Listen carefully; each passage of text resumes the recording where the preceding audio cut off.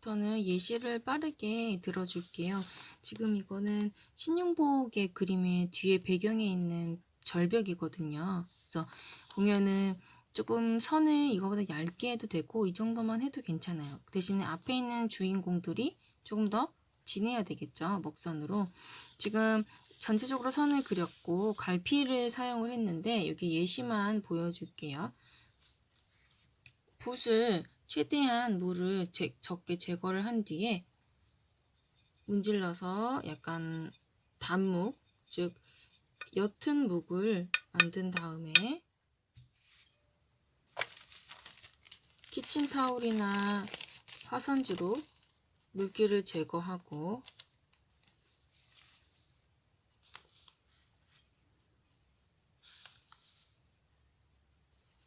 붓은 약간 이렇게 납작하게 만들어줘도 되고 아니면 모아서 진행을 해도 돼요. 붓 자체는 휘지만 않게만 진행을 하면 되거든요. 그래서 결을 이렇게 그려준다 생각을 하면서 특히 나무가 있는 부분 주위를 거친 약간 그 돌의 느낌을 나타내주면서 이렇게 해주면 되고 이런 데 같은 경우도 지금 한 번 더 그려보면은 그 꺾임에 있는 부분들을 이런 식으로 그 이미지를 보통 돌이나 이런 거를 찾아서 그대로 보면서 내가 표현을 해본다 생각을 하면서 진행을 해줘도 돼요.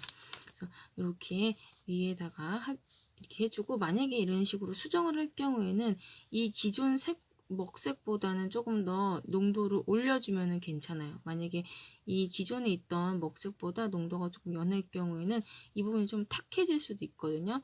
그래서 기존에 있던 거에서 조금 수정을 하고 싶다 할 경우에는 이걸 처음 했던 거를 잘 기억을 해서 그보다 조금 더 진한 먹으로 위에다 올리는 거는 괜찮아요. 그리고 나선 이게 모두 다 건조된 뒤에는 우리 아까 삽목법 한 것처럼 색깔을 이제 섞어줄 거예요. 근데 여기 기본적으로 돌 같은 경우는 회색이잖아요. 그 회색에다가 약간 푸른색을 섞을 수도 있어요. 그래서 보면은 약간 남색, 이 물감에 남색이 있을 거예요. 이 남색을 살짝 풀어서 뒤에 배경으로 절벽이 가기 때문에 생각보다 그 색상 자체가 진해지면 안 돼요. 연해져야 돼요. 그래서 이렇게 풀 때 요 기존에 있던 먹색 있죠. 앞에 있는 색은 원색을 써도 되지만 뒤에 있는 색은 약간 색깔과 먹색을 섞어주는 게 좋아요. 그래서 색깔을 섞었을 경우 약간 이렇게 탁한 약간 푸른색이 띄죠. 이거를 물기를 역시 또한 제거해 준 다음에 농도가 너무 연해지면 보이지는 않기 때문에 적절하게 농도를 조정을 해서 위에다가 이게 모두 선으로 묘사한 뒤에 그다음 안에 절벽에 그런 질감을 표현하고 모두 건조된 뒤에 그 위에 쓱쓱쓱 색깔을 한번 칠해주면 돼요. 대신에 여기 인물이 있죠. 이 인물에 있는 주변에는 너무 일괄적으로 또 하얀색 띠를 두르지는 말고 어디 부분은 조금 가까이, 어디 부분은 조금 멀리 하면서 이 주변을 꾸며주면 돼요.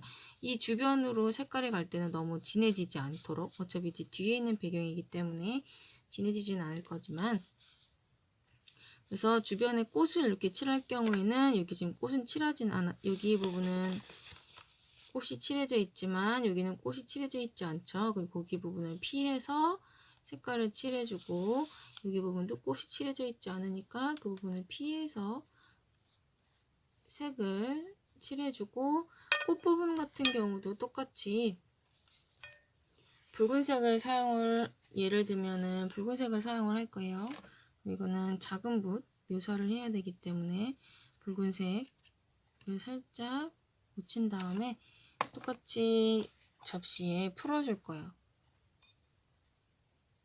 근데 이렇게 쓰게 되면은 이 색상이 완전히 연하지 않을 경우에는 앞에 있는 경우는 제외하고 뒤에 있는 경우들은 지금 약간 이게 먹색을 조금 섞어서 한마디로 색을 좀 다운 시킨 다음에 묘사를 해주면 좋아요. 뒤에 있는 경우에요. 앞에 있는 경우도 만약에 내가 이러한 색상이다 할 경우 이것보다 농도만 진해지면 돼요.